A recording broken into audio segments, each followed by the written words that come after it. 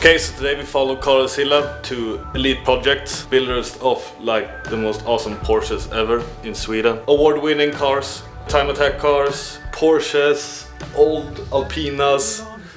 This place is heaven. I mean, I just stepped in the door and I almost fell over. The cars here are amazing. We actually followed Carosilla from Carosilla Motorsport here to check out his carbon fiber body that Elite Cars is building here in their own shop in Helsingborg. Carl is gonna take over and tell you more about the car, the body, probably tell you more about this shop, and we'll see what happens. So yeah, I'm still handicapped. Epic music in the background, it's like romantic stuff. So this is the parts from Robin, Elite Project Cars. I always say the wrong word, but what we are missing is the new front end here that we have. They have made the inner piece of it, so now they're gonna make the the glass fiber mold, and then they're gonna make the carbon fiber part. So the hood is done, doors are done, roof is done, and the back is done. So we have floor and the outer panels, like the door, the A and C pillars, basically. So yeah, I think it's gonna be really cool, this one. I want to drive it like now. You need to sit in it. I know, I need to sit in it. Yeah, this is cool. This is the roof, and basically you can lift it with one finger, so it's not that heavy. Do you like it? Yeah, I think it's useless. So we are at Elite Projects right now. These are the guys that are helping us with the carbon fiber and with the milling of the molds and basically all around the body that you see here. So Robin is here. He's gonna tell us a little bit about Elite Projects and tell us what they do and what their daily business is, basically. So Robin, tell us, what do you do here at Elite Projects? Well, we're a shop in the south of Sweden. We do a lot of race cars. Yeah. A lot of carbon fiber parts, manufacturing of prototype parts, and we specialize in mostly race cars. Okay. And carbon fiber production. Yeah. I see that because these parts are not pre-preg, and this is not in oven made. No, it's not in oven made. It's we use a procedure that's called infusion. Yeah. So it's about the same strength. It's a bit cheaper. You don't need the big ovens. That's good for me because I'm not that rich. But in my opinion, these parts are like high quality standard because I mean the finish of them are spot on. So I'm really impressed. And I see the cars you have here. Is this like the normal cars you serve here, or? Yeah, pretty much. That's the type of cars we work with all day.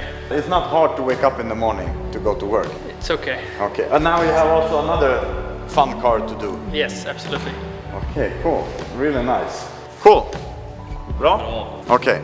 So we had some questions about the fabrication and how things work at Elite. When you contact them, they are basically able to do a 3D drawing of something for you. So if you want maybe some fenders or a wing or whatever, they can draw it in the computer, and then they will make the part in a fabric that's basically possible to make a mold of. And for that we have this part. This is the door inside for the car, and we didn't have any 3D drawings of it. So basically what we did, or what Robin did, was that he made this part and then they put it in the CNC machine and they milled it out. So basically this is the part, and when that's done, they will make a mold out of this in glass fiber. And when that mold in glass fiber is done, they make the final part. So, and then I think they bond it together with the outer skin of the door and the inner side. So that's basically the process. If you have a 3D drawing, you can send it to Robin, he will check it, and then basically he can mill it out and make the part. And you get the price on the fly. So basically without like 10 minutes or when the email comes, you will get the price. So it's super good service. So that's it about the parts.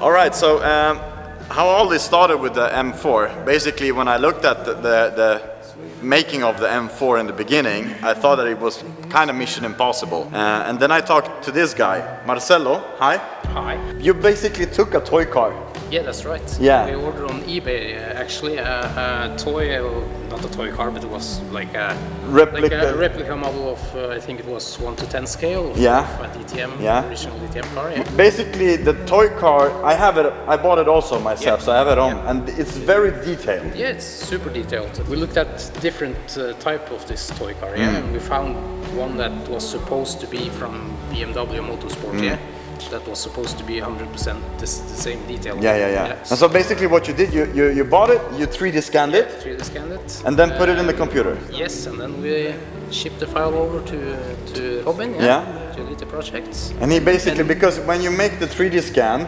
you don't have files that you can work with. It's a rough file. You have STL file. Exactly. So you have to surface it, to get the smooth surfaces and get the symmetry and everything correct, Yeah, right. So basically, Robin made it to a proper working file, and then he milled it out. I don't know if we have the great job on it, I've seen it. Its car is outside, and this is actually where we started to talk. Because you also managed to see that it's a big project. It's kind of hard to do it yourself. Yes, you already had the body, and I now started to talk with Verus Engineering in the USA to make the arrow. Yes. And also I will be responsible for the floor molds and for basically the design of that. And when all that is done, we can build 2 cars. Of course. When is your car going to be finished? Well, I don't have a time frame for it. I hope that it can be finished in a couple of years. I think you're in a little more hurry than I am. Yeah, I am. I need to be before you, so. So, let's say a couple of years. Okay. Hope so. When we talked in the beginning, you said that you were planning on putting a rear-mounted engine in the car. Yes, I was. But I fucked it up a little bit for you. Yes, you did with the new aerodynamics. aerodynamics. That would be impossible. Exactly. Because then we'd have to ruin all the diffuser. Exactly. So, it won't be possible. So we'll be putting the engine in the front, just like you. Yeah. Just like me, and gearbox in the back. Yes. And yours gonna be. We're gonna compete in the same series when we're done. Yes. But you live in Norway. And I live in Sweden. Yes, that's right. So basically we cover 2 different countries. Yeah, we do. All right, cool. So, but I think maybe my car, I hope to have it finished at end of 2019. I hope so. Yeah, and then maybe... So I can try it, I can try yours first and... then you see if you want to build it. I can see all the faults and then I can modify my one. All right. You haven't started with anything yet, but when you start, do you going to have some Instagram, Facebook or something like that? Or yeah. So we will put it in the description and people can follow you and see. Yes, please. All right. Okay. Cool. Great. Thanks. Thank you. Good. So we had some questions that you guys asked over Instagram, and we will now answer them. So basically, to make this clear, the car is not a street legal M4 that you can buy. It's the race car DTM. And arrow-wise, we didn't run the stock M4 DTM in the simulation, so we really don't know. But we know that it's good. Otherwise, they won't be so fast. But I think this one is probably like 6 or 7 times more aggressive arrow. We will clarify, we will do a special vlog about the arrow with the guys in the USA to like clarify all the parts, so we will get more deeper into that later on. Basically the parts are impossible to buy, so we will build, everything will be custom. The car will look like a DTM, but most of the parts will be custom fabricated parts. The goal is to have something ready at the end of this year, 2019. So I hope that we can put the car in the suspension dyno at KW Suspension around fall this year. Well, I have set a target at 1,000 kilos maximum, with driver, with fuel, with everything. So it's gonna be 1,000 kilos, and if it's less, it's good. If it's more, then we have to do some diet.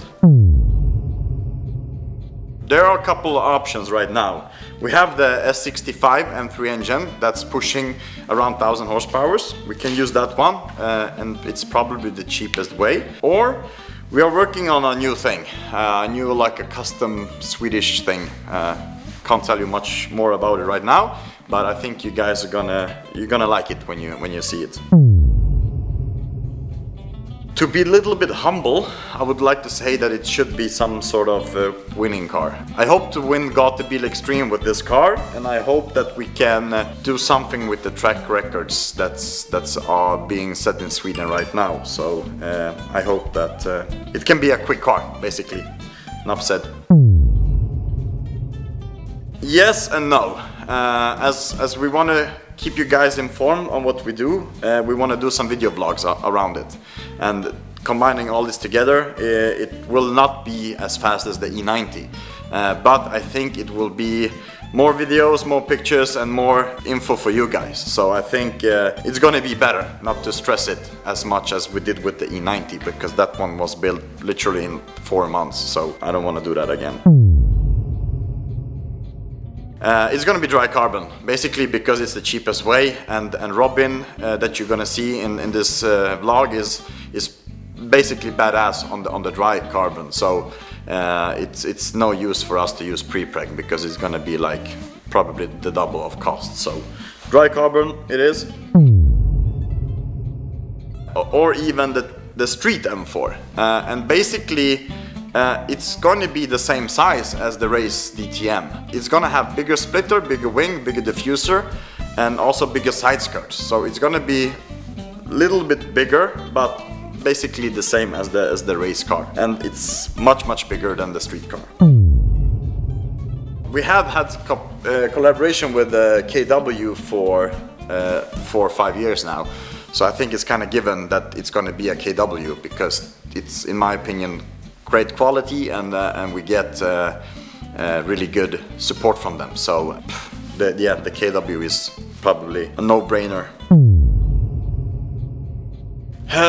The diff is not yet decided what I'm going to run on the car, but as the car is going to get a transaxle gearbox, hopefully the diff is going to be in the gearbox. So right now we are looking at different options, but in some way it's going to be a transaxle gearbox, so it's going to have the diff built in already. The aero numbers says that we need 870 horsepower to do 300 kilometers an hour. But with that said, I think we're going to bump the numbers a little bit, because those are rookie numbers. I think we will have possibilities to run around 1200 horsepower if we need to. And that's basically for the big straights that we're going to encounter. Basically, I'm not sure yet. The carbon looks really cool how it is right now, but it's not practical. So if you guys have any ideas on what color we should use, drop them in the comments below. The blue E30 color we had on the E30 was badass, but it's kind of nice to have some new color also. So give your suggestions. I will read it for sure. Sadly, no, it will not be ready for this year's events. As I said, the car will be built during the whole summer. So yeah, that's the questions. Good work. Good work. Nice. Hope you guys happy. Hope you like it, and we will do more of these vlogs. Over out.